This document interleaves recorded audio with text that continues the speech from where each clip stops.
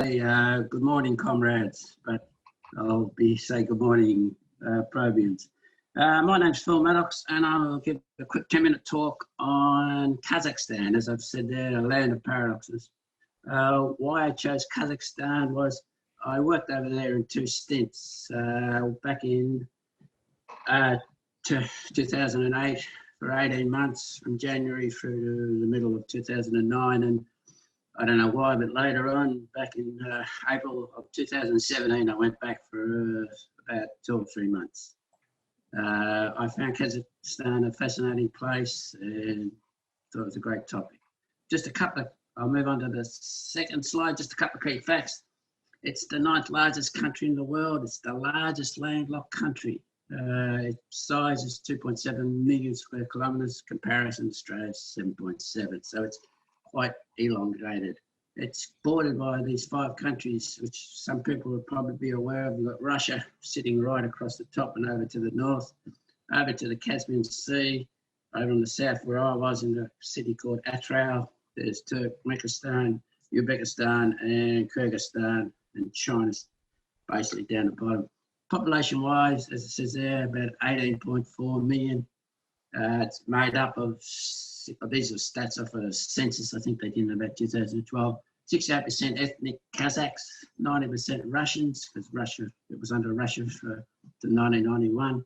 Then the rest of it's made up by a mixture of all nationalities, Ukrainians, Lithuanians, Uzbekistans, even Germans. It's quite across. This is the map of Kazakhstan, just to give you some relation to see where those countries are and how it sort of fits into the global side. Over on the left, I'm hoping, which is the blue arrow, that's Atral, where I was for the 18 months originally, and that's the Caspian Sea down there, which we were right on. We could go out, and the Ural River ran through Atral, which I'll talk about a little later. If you move across the screen, the red one is around the Tengiz, is the middle of Kazakhstan is Tengiz, around that area, where all the oil fields were, where I spent a bit of time out there on and off, and my last 8 weeks I was out in the Tengiz fields. The orange arrow is pointing at Astana, which is the capital, and the yellow arrow is pointing at Almaty, which is the old capital, which again, I'll just give you a quick update of why those sort of things are there.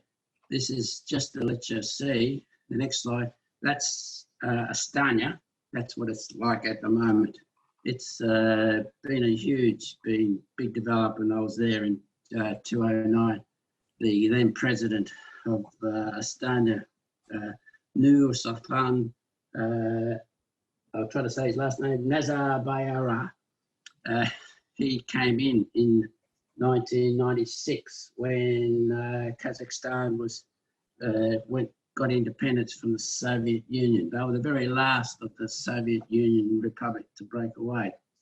He set up, the capital was existing in Almaty, which again on that old map, and he was quite a, I don't know, he's cunning or smart enough. He realised he had to do something, so he moved the capital from Almaty up to Astana, and then in 2019, in his honour, they renamed it. Probably he pushed it a little to get his own name in there, so thus it's got this new name.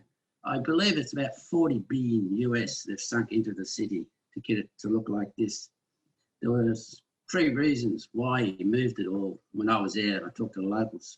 You know, had Almaty, it's a beautiful old town. Jeff has been there. It's got trams like we have. It's got very Russian sort of feels, bars. But one of the 3 theories was that he decided to move the whole town, relocate it up to where Astana, as you can see, is away from that, is to get away from the influence of the closeness of China and Kyrgyzstan down the bottom, which is near Afghanistan, which he didn't particularly feel, you know, could have been a bit of trouble coming back up for Afghanistan. Another theory was he just wanted to annoy the Russians because he'd taken over, so he picked the town up, moved it up there, and took all the local Kazakhs and gave them, they were public servants, gave them all the jobs up there. Also, during the build, he gave a hell of a lot of Kazakhs work. So it was also seen as like a very much a national move of things to take the country up and out. Because you see, over the years, you find out, like in other countries, Ukraine, Georgia, where there's still a very strong sort of Russian feel in there, that they want to go back into Russia, because for a lot of the old people, like I found in Kazakhstan, the younger ones, younger 30s to I suppose 40s, they loved the new environment because it was a breakaway from the Soviet Union. The old people, our ages, who were used to normality and structure under Soviet Union, as bad as it was, they just liked that they could wake up and every day know that this is how things were going to be. So there was a cross mix, and I think he broke that a lot with the younger ones to take the capital up there. This next slide is now showing, this is where I was in Atral. So this is the bridge. The significance of that is when I was in Atral, I worked in Asia and I lived in Europe. This bridge, which crosses the Ural River, that's the one side is Asia and one side is Europe. So it was always known from the gateway into Asia or gateway into Europe. It was on the original Marco Polo Silk Road. That's when this whole side comes back to of the bridge. Here's a view from where I was, my hotel in Atral. The river freezes, as you can imagine. This is one of the paradoxes of Kazakhstan I found. I landed there in very early January, about 5 in the morning, flying in from Amsterdam, and it was minus 38 degrees, 5 o'clock in the morning. What the hell have I got myself into? And that's typical 3 months of just sub-zero, average probably 20, 25 degrees Celsius, just like living in a big snowfield. And then comes summer, which you get about 3 months for, and it goes to plus 40 Celsius. Mosquitoes, the whole works, which unfortunately they're not like our Australian mosquitoes. They're very large, but they move very slow, so you'll find that this river that freezes over, you can walk across it. I used to use it as a shortcut instead of using that bridge I showed you earlier. That I can't see my office there, which I worked for, which was first Tengiz, Chevron Oil, TCO. But the locals, as soon as the river would freeze over, they'd be out there, they'd cut holes in the ice, they'd fish on it, they'd set up ice hockey rinks, and just in general have it as another social outlet.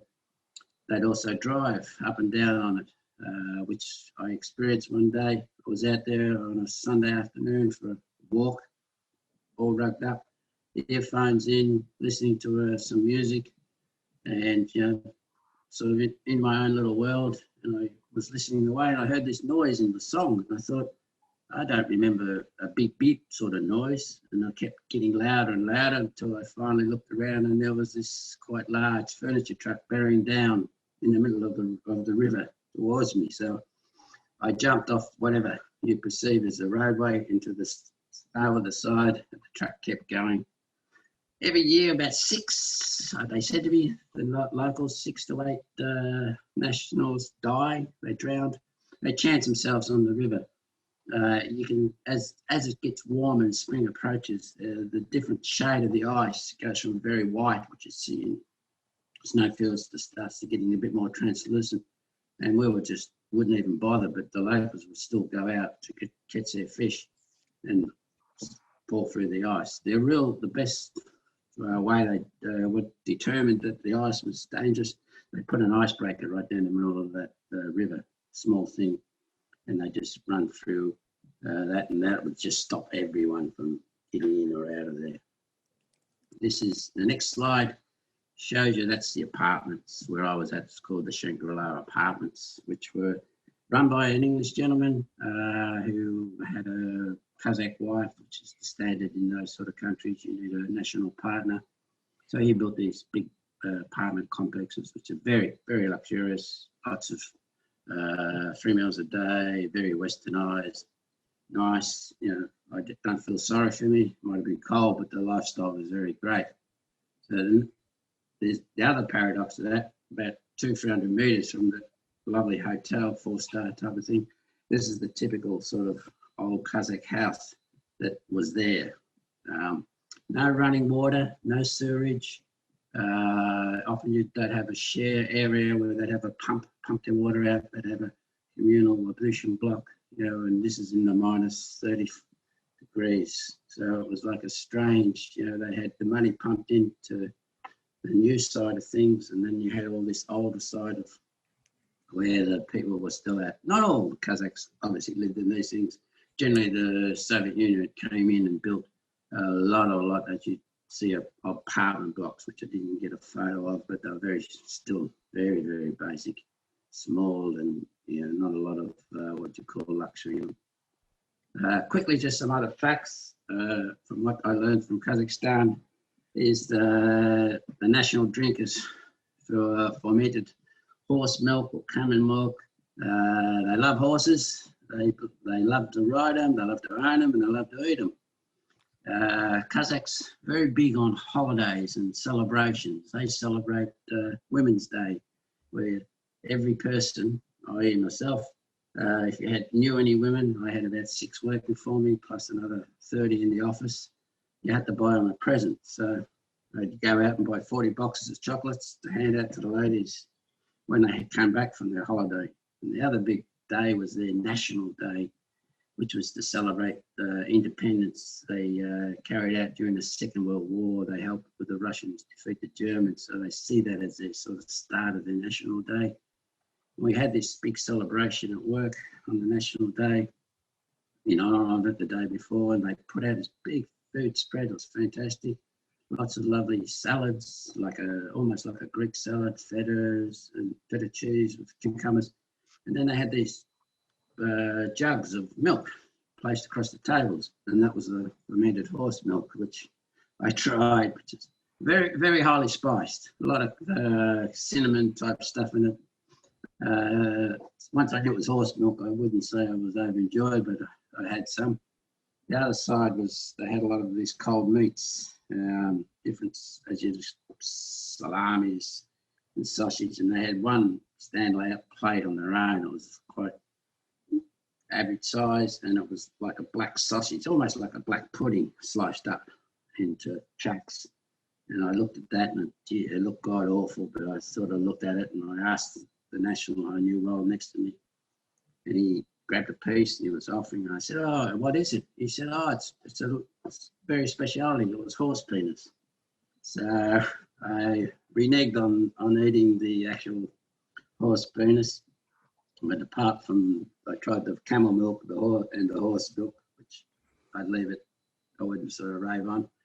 As it says there, they domesticated the horse. They first to ride it. They believe the apple came from Kazakhstan way back in the 6th or 7th century during Stalin's time. These apples are huge. They're like bigger than grapefruits.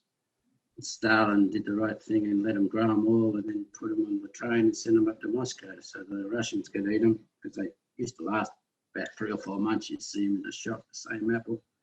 And the poor old Kazakhs sitting back in there, they didn't get a lot of chance to eat the apples.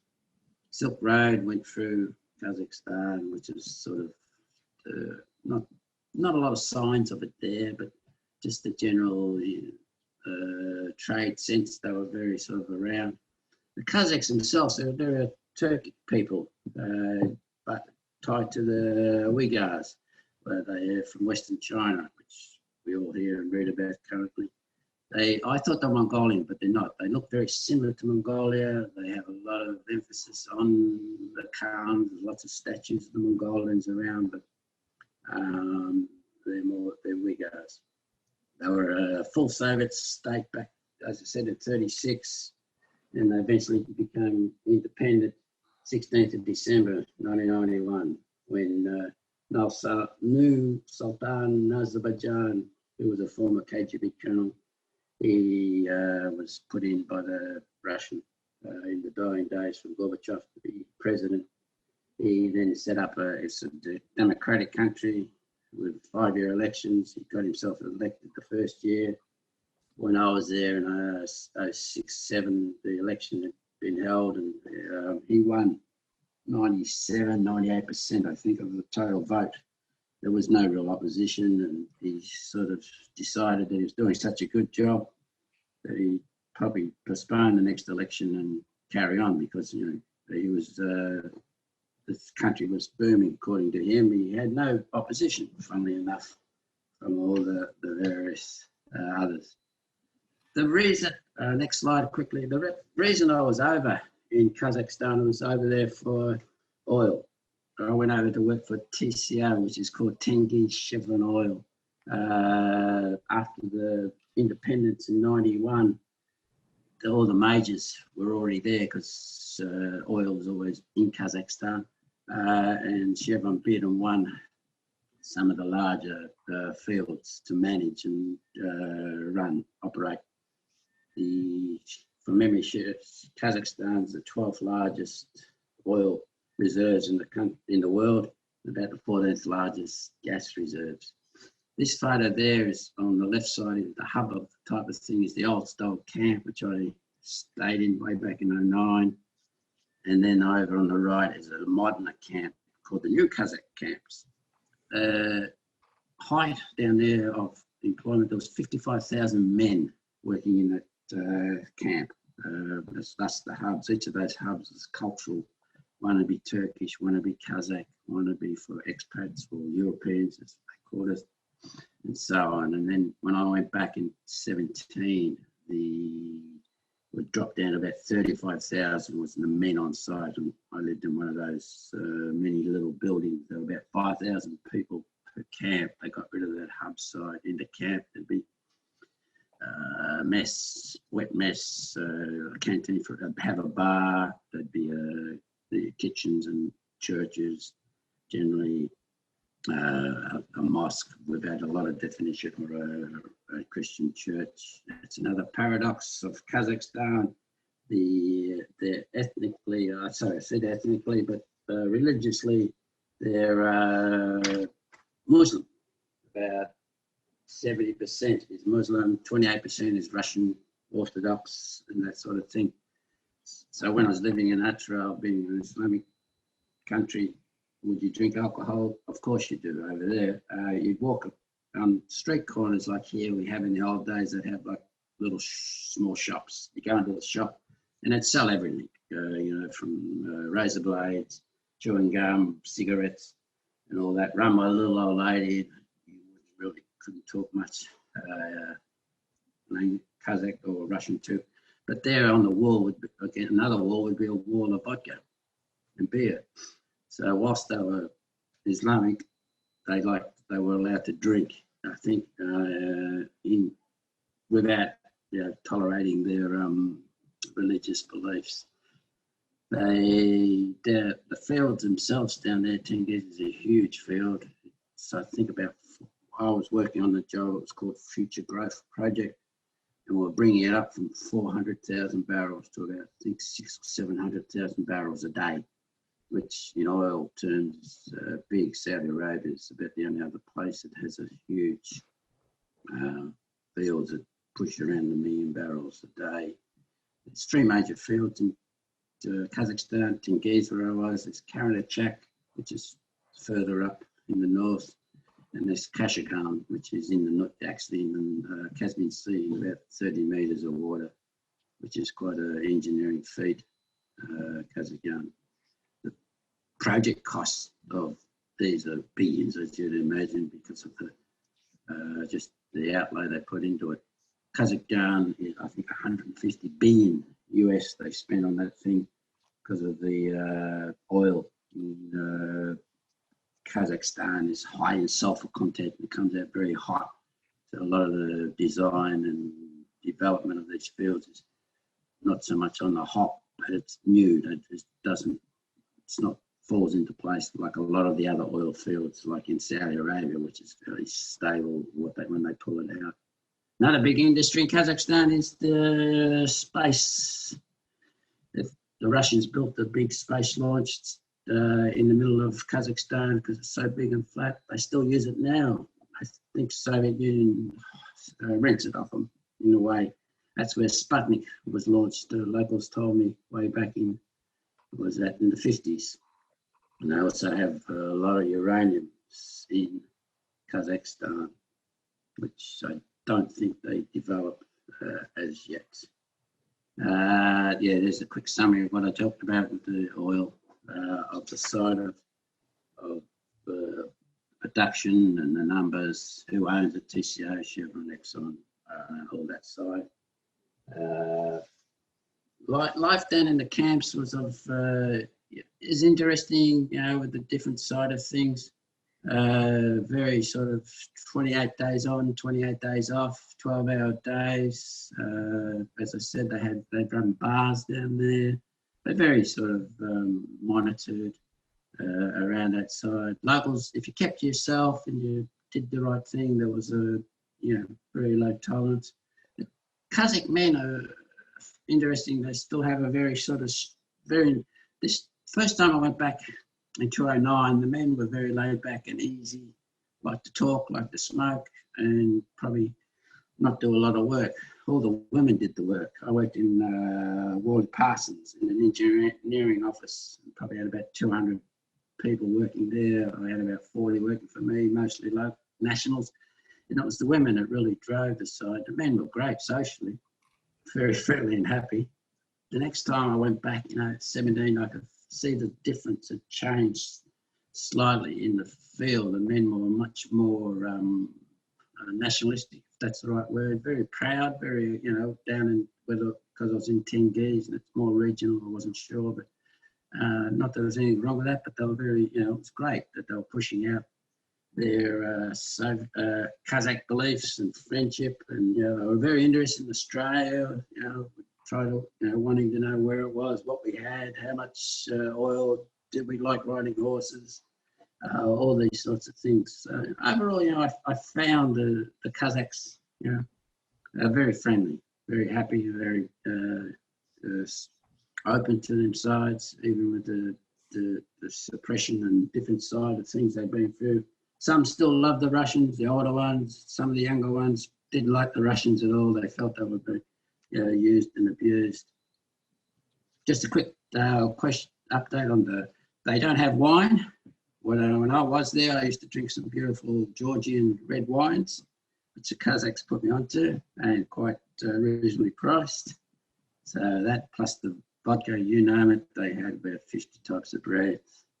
From a quick update too on the virus, I was there, the project I was on, they shut that down because of these camps. If you had, as you can imagine, 35,000 men in an area, living in a camp like that would be horrendous for the virus. So when the first wave came through in January, they sort of didn't go into denial, but they didn't do a lot. And eventually I'd heard from some friends who were still there. By late January, they'd shut everything down and got everyone out.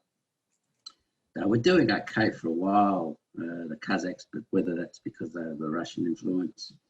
We'll have to move on, Phil. Yes, okay, I'll just wrap it up and just talk with the virus. They just said they had about, back in early July, they thought they had about 59,000 cases and 375 deaths. And then they got a huge wave hit middle of July. And then now it's currently up to 2,000 deaths and about 134,000 cases. So, yeah, they changed.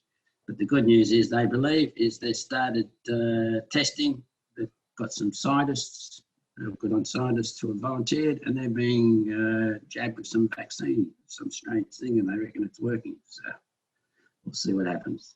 And that's about it. Thank you very much. Any questions, I'll take. Thank you, Phil, very much. If you'd like to close down that shared screen. Yep. What an amazing experience you've had in that part of the world. Gosh, it's another world, isn't it? To hear those interactions of all those races together, where East meets West, just extraordinary. But thank you so much for that. Now, just before we break for a morning tea, I'm going to invite Noel Einarson at last to give us some tall tales.